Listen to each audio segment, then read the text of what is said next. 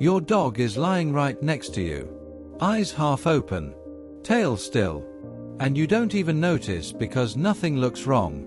But something is. One day your dog followed you everywhere. Tail never stopped wagging. Eyes always searching for yours. Then something changed. They still eat. They still sleep. But they don't feel like the same dog anymore. Dogs don't cry the way we do. They don't tell us they're grieving. Instead, they speak through small quiet changes most owners mistake for stubbornness, aging, or just an off day. But what if it's not an off day? What if your dog is heartbroken? Scientists and animal behavior experts agree dogs form deep emotional bonds with humans and with other animals. And when one of those bonds breaks suddenly, their whole world shifts. Here's the hard part. Most of these signs are so subtle owners don't notice until weeks later. So let's go through them one by one. And by the end, you'll never look at your dog the same way again. The first sign is a sudden loss of interest in the things they used to love. A dog who used to sprint toward the leash barely reacts now. The tennis ball they chased 1,000 times sits untouched in the corner. Even their favorite treat doesn't get the same excitement.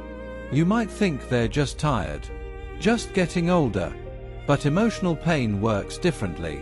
When it takes over, pleasure takes a back seat. Just like people lose interest in hobbies after a painful loss, dogs stop enjoying the things that once lit them up.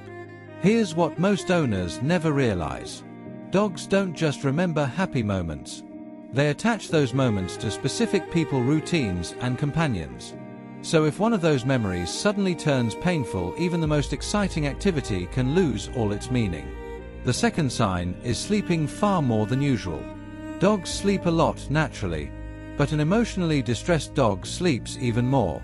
Not because their body is tired, because emotional stress drains energy in a different way. You'll notice them curled up in quiet corners, avoiding the busy parts of the house. Sometimes their eyes are open, but they feel completely somewhere else. For many animals, sleep becomes a coping mechanism. When the world feels confusing or empty, withdrawing into rest is the safest place to go. The third sign is a change in their voice. Some heartbroken dogs go quiet. Others suddenly get louder. A calm dog might start whining for no clear reason, barking when left alone, howling at night, making soft sounds you've never heard before. These aren't random. In the wild, social animals use vocalizations to find family members after separation. That instinct never left our dogs, it's just buried under thousands of years of domestication. To us it sounds like noise. To them it might be one question repeated over and over. Where are you? The fourth sign is the searching. Your dog checks empty rooms, stands outside a closed bedroom door, waits by the front entrance for no clear reason, sniffs around a spot where someone used to sit. This can go on for days, sometimes weeks. A dog's sense of smell is estimated to be tens of thousands of times stronger than ours.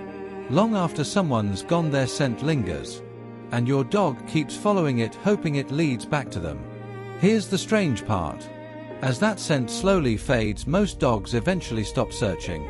Not because they forgot, because somewhere in that small aching brain they've started to understand. The fifth sign shows up at the food bowl. Some dogs barely eat. Others eat far more than usual. Stress changes hunger hormones in animals just like it does in people. And most owners only think to check for physical illness when a dog's appetite shifts. But vets know better. That's why they ask about recent changes at home. A move, someone leaving, the loss of another pet, even a shift in daily routine. Because sometimes the problem isn't in the stomach, it's in the heart. The sixth sign is sudden clinginess. A dog who once enjoyed their independence now refuses to leave your side. Follows you room to room. Waits outside the bathroom door. Panics the second you disappear behind a door. This isn't spoiled behavior. It's fear. When a dog loses someone important, a part of them becomes afraid of losing someone else too. So they seek reassurance in the only place they know, right next to you. Every moment you're near feels safe. Every moment you're gone feels uncertain. What most owners never realize is that this clinginess comes from love. not manipulation. But not every heartbroken dog clings. Some do the exact opposite. They stop asking for attention, avoid eye contact, spend hours completely alone. To most people that looks like independence. In reality, some dogs process pain quietly. Just like some people cry openly and others suffer in silence. Neither one is more real than the other. Watch their body too. Emotion often speaks louder through posture than through sound. A lowered tail, drooping ears, a tense still face, less spark in the way they move. A heartbroken dog might still wag their tail, just not with the same energy behind it. The joy in the movement feels different, and if you've spent enough time with your dog, you'll feel that difference too. Here's something most people completely miss. Your dog might start carrying around familiar objects. A blanket, an old toy, a shoe, a piece of clothing that still smells like someone they miss. These aren't random choices. They're loaded with scent memory. Holding onto that scent gives them something to hold onto emotionally, the same way a child clings to a stuffed animal during hard times. Routine matters more than most people think too. Dogs love predictability. It's how they feel safe. So when someone disappears, every routine tied to that person changes with them. Morning walks feel different. Dinner feels quieter. The whole house sounds different. Dogs notice all of it. And here's the twist almost no one talks about. Dogs are remarkably good at reading human emotion through our face, our body language, even the tone of our voice. So when you're grieving, they often are too. Not just for who's gone, but because they're feeling your sadness right alongside their own. It becomes a loop. Your grief feeding theirs feeding yours. Which brings us to something fascinating about how dogs bond in the first place. They don't bond just because you feed them. They bond because of shared moments. Walking together, playing together, sleeping close, looking into each other's eyes.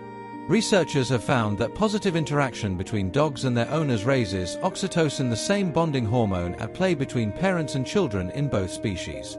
Your bond with your dog isn't just habit. It's biology, which is exactly why losing part of that bond can hurt so deeply. But here's the part that actually matters. Most heartbroken dogs heal. Not because they forget, because dogs are built to be resilient.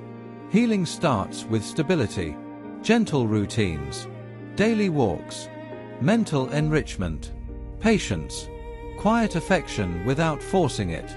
Sometimes just sitting next to your dog says more than anything you could do or say. Slowly new memories start replacing the painful ones. The sadness doesn't vanish overnight, but little by little life starts to feel safe again. And maybe that's the most beautiful thing about dogs. They keep choosing love, even after loss, even after heartbreak, even after waiting by doors that never open again. They still trust, they still hope, they still find a reason to wag their tail. So if your dog has seemed different lately, look closer. That silence, that change in routine, that extra glance toward the door. It might not be random at all. It could be the quiet language of a heart that's trying to heal. And sometimes the best thing you can give them isn't a solution. It's just being there, until they remember they're not alone.